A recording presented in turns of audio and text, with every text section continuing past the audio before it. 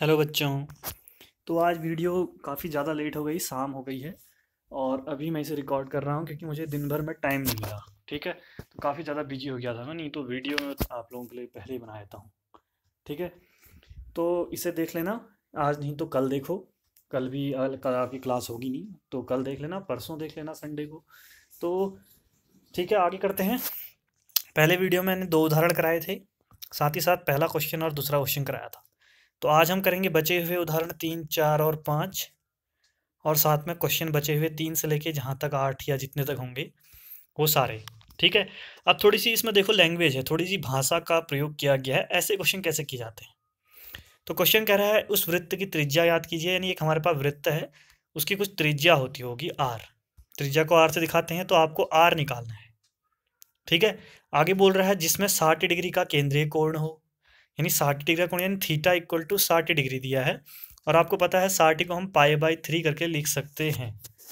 ठीक है, आगे 37.4 सेंटीमीटर लंबाई का चाप है। अब चाप आपको पता है कि एल से दिखाते हैं, चाप को एल बराबर 37.4 दिया है सेंटीमीटर। तो आपको पता है कि आर निकालना है तो आपको एक सूत्र आता होगा, कोण बराबर चाप बटे त्रिज्या, theta equal to r l upon r. तो इसमें रखकर हम तीसरा निकाल सकते हैं। तो देखते हैं फिर कैसे। ये रहा, ये चीज़ें हमने लिख दी। ये सूत्र रहा theta equals to l upon r और एल की जगह आपने रख दिया ये 37.4, थीटा की जगह पाई/3 और आर की जगह आर ही रहा। फिर ये आर इधर ऊपर आ जाएगा और ये पाई नीचे चले जाएगा, 3 इधर आ जाएगा। तो उससे क्या होगा, आर बराबर 37.4 इंटू 3 अपॉन पाई। बाकी क्वेश्चन के लास्ट में ही आपको एक चीज़ और दी जाती है, पाई का मान। नहीं दिया है तो आप 22/7 ही रखोगे, यहाँ दिया है कि 22/7 रखो।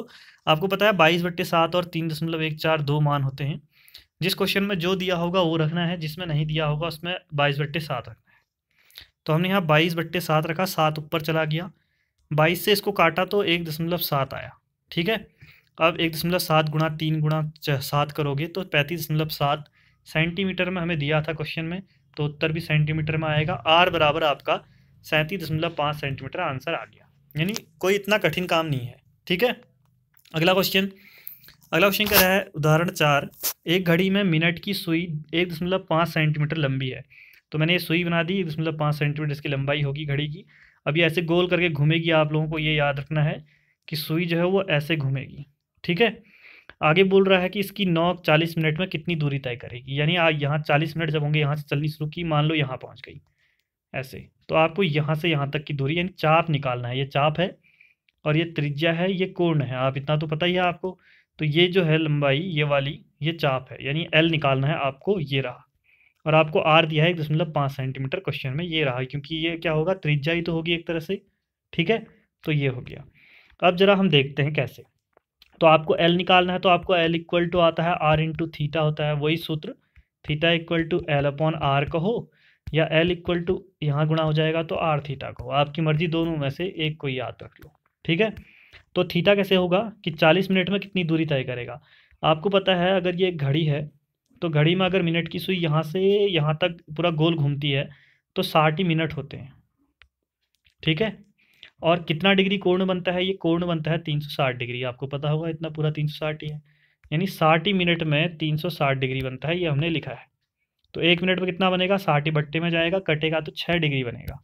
आपको बताना है 40 मिनट में, तो 40 मिनट में कितना बनेगा, 6 गुणा 40 कर दोगे तो 240 डिग्री बनेगा, यानी थीटा 240 है। आपको पता है कि हमें यहाँ रेडियन में ही लेना पड़ता है, हर जगह प्रश्न में प्रयोग करते हैं जब डिग्री में नहीं होता है प्रयोग। ठीक है, तो थीटा 240 है, इसको पाई/180 से गुणा किया, उसके बाद 60, ये 0 कट गए, 6×3 18, 6×4 24, तो ये आ गया 4π/3, यानी थीटा का मान आ गया ये, आर का मान आपको दिया गया है क्वेश्चन में, ये रहा।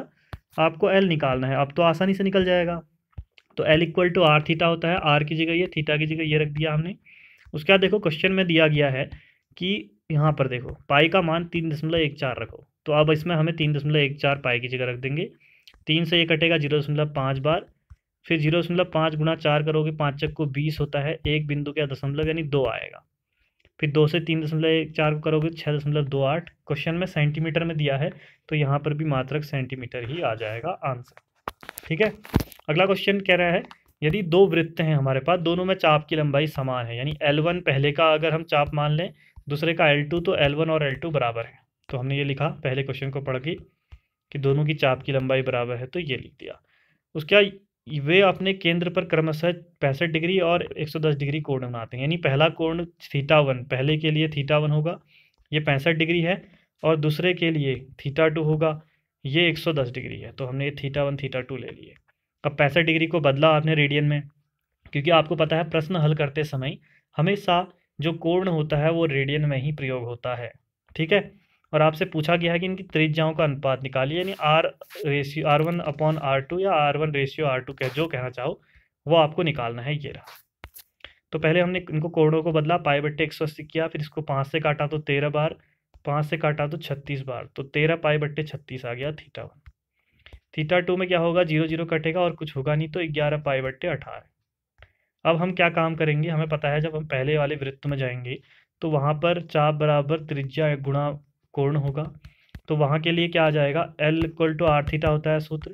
पहले के लिए निकालोगे तो L1 = R1 थीटा 1 होगा, दूसरे के लिए निकालोगे तो L2 = R2 थीटा 2 होगा। फिर हमने दोनों को भाग दे दिया, समीकरण 1 और 2 को, ठीक है। तभी तो रेशियो बनेगा ना, तभी तो ये अनुपात बनेगा इस तरह से। तो हमने ये किया, तो ये यहाँ पर और यहाँ वाला यहाँ पर। फिर क्या करेंगे, L1 और L2 बराबर हैं तो दोनों की जगह L1 रख दिया, ऊपर भी तो L1 ही था, नीचे भी L1 रख दिया। अब ये दोनों L1 आपस में कटेंगे तो एक बार, और यहाँ ये बचा थीटा 1 की जगह 13 π/36 और थीटा 2 जगह ये रख दिया। फिर क्या हुआ कि यहाँ एक है, ये रहा, यहाँ यही रहा। यहाँ पर क्या होगा, अब देखो ये वाली चीज़ ऊपर आएगी तो उल्टी हो जाएगी, 18 ऊपर जाएगा, 11 पाई नीचे आएगा। फिर क्या हुआ, 18 से ये कट गया 2 बार, पाई से पाई कट गया, तो और उसके बाद R1 जो बचा उसको हमने लिखा, ये रहा, ठीक है। अब आपको निकालना है R1/R2, तो 22 इधर ऊपर जाएगा, 13 नीचे आएगा, तो 22/13, यानी R1 और R2 का रेशियो कितना आ गया, अनुपात कितना आ गया, 22/13 आ गया। ये हमारा आंसर। तो आसान से प्रश्न है, इतना टफ कुछ नहीं है, बस आपको प्रैक्टिस करनी होगी इसमें 2-3 बार, ठीक है। आगे बढ़ते हैं। कह रहा है एक पहिया है। अब देखो इस क्वेश्चन में इतना कन्फ्यूजन, ये मेरा गलत हुआ, बताओ कि मतलब बुक में भी इतना गलत दिया हुआ है। अब वो बुक जो है वो बुक मेरी 10 साल पुरानी है, लेकिन आप लोग अभी अपनी बुकों में जाकर देखो इस क्वेश्चन को, तो वहाँ पर भी ये गलती दिखेगा आपको। क्या लिखा है, एक पहिया 1 मिनट में 360 डिग्री परिक्रमा करता है। वो क्या कहना चाह रहा है कि 1 मिनट में वो 360 डिग्री लिखा है यहाँ पर, अब डिग्री है नहीं, वो फिर बाद में काटा है मैंने ये, ठीक है। वो क्या कहना चाह रहा है, एक पहिया जो है वो 1 मिनट में 360 ही परिक्रमण करता है, यानी 1 मिनट में एक पहिया 360 ही चक्कर लगाता होगा, ऐसे 1 चक्कर 2 चक्कर 3 चक्कर ऐसे, ठीक है। अब 360 डिग्री का मतलब तो एक ही चक्कर में 360 डिग्री हो जाता है ना, कितना गलत है बताओ, 360 चक्कर होगी और 360 डिग्री का मतलब सिर्फ एक, कितना अंतर आ जाएगा। तो उस वजह से ये क्वेश्चन गलत हो रहा था मेरा, बताओ। ऐसा आ रहा था 6 डिग्री आ रहा था, और बाद में देखो तो ऐसा आंसर ही नहीं है। फिर मैंने समझने की कोशिश की, तो बाद में इंग्लिश वाली बुक निकाली, इंग्लिश मीडियम की, तो मुझे पता चला कि ये तो डिग्री है ही नहीं। समझ गए ना, 1 मिनट यानी 60 सेकंड में 360 परिक्रमण कर रहा है, चक्कर लगा रहा है, तो 1 सेकंड में कितने रेडियन का माप का कोण बनाएगा, कह रहा है कितना कोण बनाएगा, कह रहा है भैया, ध्यान देना। तो हमने क्या करा, हमको पता है 60, 1 मिनट को हमने 60 सेकंड लिख दिया, इसने 1 सेकंड के लिए निकालने के लिए क्या रखा है ना, 360 परिक्रमण है, ठीक है। ये तो 1 सेकंड में कितना हो जाएगा, 360/60 कटेगा, 6 परिक्रमण होंगे। और आपको पता है एक परिक्रमण मतलब एक अगर चक्कर लगाएगा तो 360 डिग्री घूमेगा, अगर 6 चक्कर लगाएगा तो 6 गुणा 360 करोगे ना, 360 को 2 पाई कहते हैं, 2 पाई तो कहते हैं ना, पाई 180 को 2 पाई 360 को, तो 6 गुणा 2 पाई 12 पाई आंसर आएगा। अब करा कैसे है देख लो भाई, 1 मिनट यानी 60 सेकंड में परिक्रमणों की संख्या 360 है, तो 1 सेकंड में कितना हो जाएगा, 360/60 यानी 6 का परिक्रमण, एक परिक्रमण में 2 पाई का कोण बनाता है, तो 6 परिक्रमण में 2 पाई गुणा 6 यानी 12 पाई का कोण बनाएगा आंसर। अब इतना गलत बुक में छपा है। ये क्वेश्चन नंबर 3 था, यहाँ प्रश्नावली का क्वेश्चन है, उदाहरण खत्म हो गए हैं इससे पहले। चौथा क्वेश्चन, चौथे क्वेश्चन में कह रहा है, आप खुद ही देख लो, ठीक है, देख लेते हैं चलो। ये रहा, कह रहा है एक वृत्त है जिसकी त्रिज्या है 100 सेंटीमीटर, r बराबर 100 सेंटीमीटर दिया है, 22 सेंटीमीटर लंबाई की चाप है, यानी ये चाप जो होगा ये वाला L 22 सेंटीमीटर है। आपसे कह रहा है कोण बताओ कितना होगा, थीटा निकालना है, और 22/7 रखो पाई की जगह। ये तो आसान है क्योंकि थीटा = L/R होता है, तो 22/100 हो जाएगा। लेकिन लेकिन देखेंगे क्या है, ये रहा, हमने सूत्र लगाया, L/R, L की जगह 22 रख दिया, R की जगह 10 रख दिया ऊपर क्वेश्चन से, और अब काटा तो 11/50 रेडियन आया, और उसने पूछा भी रेडियन में ही है। ठीक है, तो अब क्या करोगे, अब इसके बाद पूछा काहे में है, कितने डिग्री का कोण बनाता है, जरा एक बार देख लेते हैं। हाँ यहाँ देखो आप जरा क्वेश्चन क्वेश्चन पढ़ना सीखना, कितने डिग्री माप का कोण डिग्री में निकालना है। अब ये रेडियन में आया है, क्योंकि मैंने आपको बताया था अगर कहीं पर आपको डिग्री नहीं दिख रहा है तो यानी वो रेडियन ही होगा। तो अब इसको हमने डिग्री में बदलना है। अब डिग्री में बदलना तो कल आपने बहुत बार सीखा है, 180/π से गुणा करते हैं, तो फिर क्या पाई की जगह 22/7 रखेंगे, 22 7 ऊपर आ जाएगा, ये आपस में कटेंगे, 11 से 22 कटा 2 बार, 2 से 18 कटा 9 बार, एक जीरो से इधर एक जीरो कट गई है, तो 9 गुणा 7 63/5 आया, इतना डिग्री। अब आपको पता है इसको गुणा भाग दोगे तो 12 सही 3/5 आएगा, फिर इसको 12 डिग्री को अलग और इसको अलग कर दोगे, दोनों को अलग अलग करोगे, तो इस वाले डिग्री की जगह आपको पता है 1 डिग्री बराबर 60 सेकंड होते हैं, तो इसकी जगह 60 सेकंड लिख दिया। फिर 5 से ये 30 कितनी बार कटेगा, 12 बार, और 12 तियाँ 36, 36 सेकंड मिनट आ गया। तो आपने क्या किया, 12 डिग्री 36 मिनट आया आपका आंसर, क्योंकि डिग्री में पूछा गया है। ठीक है, अगला क्वेश्चन। अगले क्वेश्चन में बोल रहा है कि एक वृत्त है जिसका व्यास है 40 सेंटीमीटर और जीवा है 20 सेंटीमीटर, छोटे चाप की लंबाई बताओ। कैसे, ये हो गया वृत्त, इसमें ये यहाँ से एक त्रिज्या बना लेते हैं कहीं पर भी, ये त्रिज्या है कितनी, चार, ये व्यास है 40, तो त्रिज्या व्यास की आधी होती है तो 20 हो जाएगी, ये 20 है। और एक चाप है, चाप यहाँ से बना लेता हूँ, जैसे ये रहा चाप, तो चाप से कितना, ये जीवा जीवा है, ये एक जीवा है, इसकी लंबाई भी 20 है, तो और हमने यहाँ से यहाँ लाइन निकाल ली, ये भी त्रिज्या ही तो होगी, ये भी 20 होगी, ये त्रिज्या होगी, ये त्रिज्या होगी, और जो नीचे वाला है ये व्यास होगा। इस व्यास से ऊपर का जितना हिस्सा है, ये ऊपर का, ठीक है, ये सारा क्या होगा, एक बार आपको मैं दिखा देता हूँ।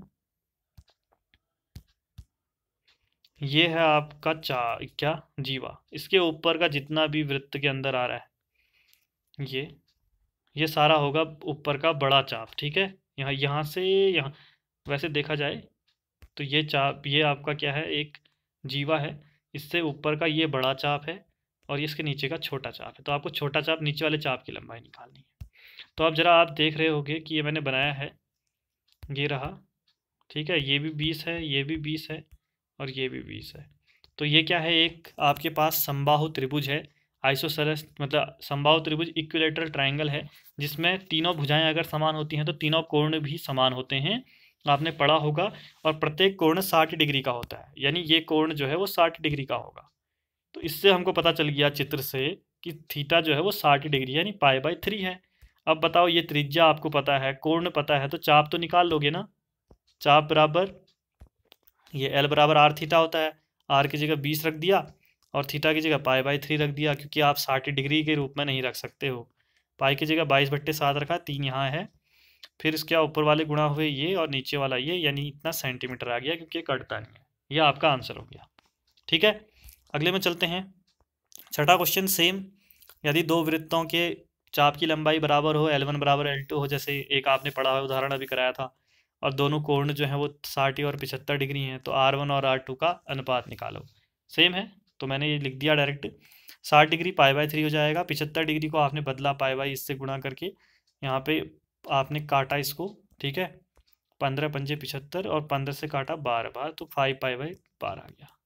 अब आपको वही काम करना है, L1 बराबर R1 थीटा 1, L2 बराबर R2 थीटा, भाग दोगे, उसके बाद L1 और L2 बराबर हैं, तो दोनों की जगह L1 रख दिया और दोनों कटे तो 1 आया, और इधर आपने मान रख दिए थीटा 1 थीटा 2, ऊपर आएगा तो नीचे वाला 12/5 पाई हो जाएगा, ये हो गया है।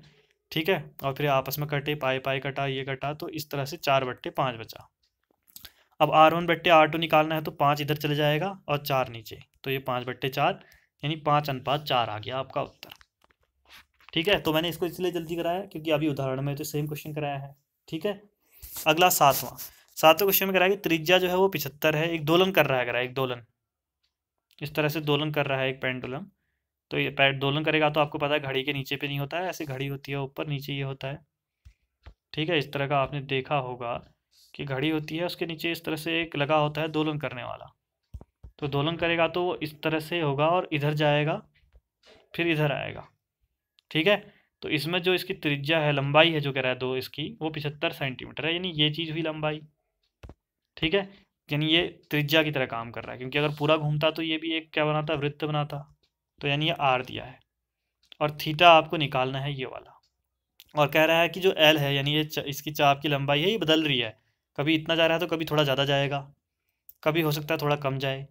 तो इसने इसकी लंबाई अलग अलग दी है, पहले में 10 सेंटीमीटर दी है, तो आपने कहा थीटा बराबर एल बट्टे आर होता है, एल की जगह रख दिया 10 यहाँ से ही, और आर की जगह त्रिज्या तो सभी के लिए समान है 75, और ये 5 से काटा 5 दूनी 10, 5 से 15 बार 2/15 रेडियन आ गया, क्योंकि इसमें डिग्री का ही दिख नहीं रहा है।